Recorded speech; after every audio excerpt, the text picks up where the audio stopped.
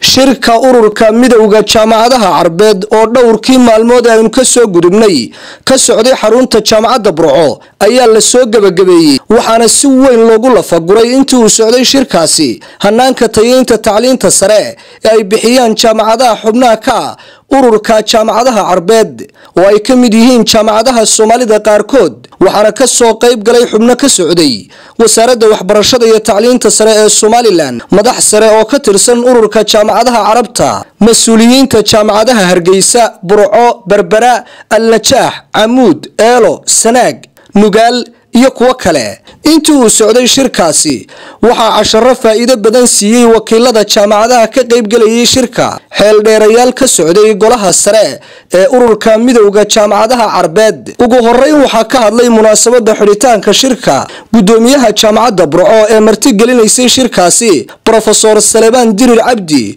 oo si qoto dheer uga waramay qiimaha weyn ee tayeynta tacliinta sare u leedahay bulsho waliba sidoo kale waxa ka hadlay madasha qaar ka mid ah wakiilada jaamacadaha ka qayb galay shirka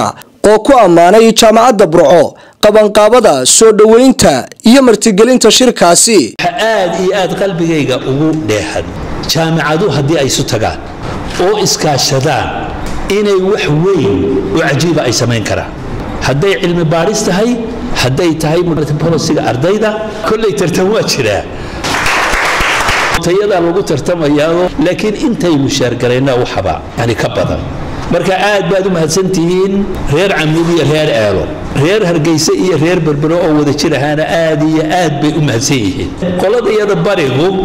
Nugaal baa noo hadashay process Hargeysa laga soo bilaabay yani stage-kii labaad inoo maraya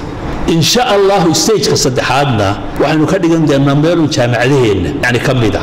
يعني إنه وحول بس ورجلينه وحنو كسو أرجنا استمسل لاب كمان كسو أرجنا عمان يجمع جوردن بركة وحلا ينقل بقى إنه وح بدر برودكشنا أي مدرسة صاروا يعني جامعتها إلى هالكاكين إلى إن حصوص كارة يعني أد برعو مجالد إيو جامعات بقى تكون ربتين دي أول اسمه بقى يلقون إن واسمه قل شريون لكن يبنكها تويتر بينو كدورينه دران له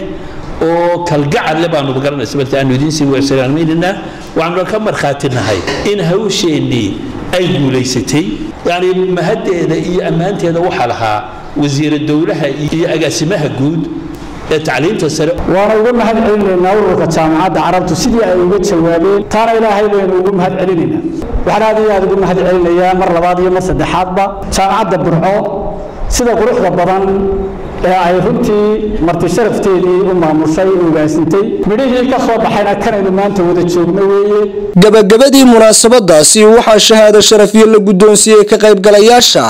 shirka ururka midowga jaamacadaha Carabta Ali Daahir Maxamed Boos TV Universal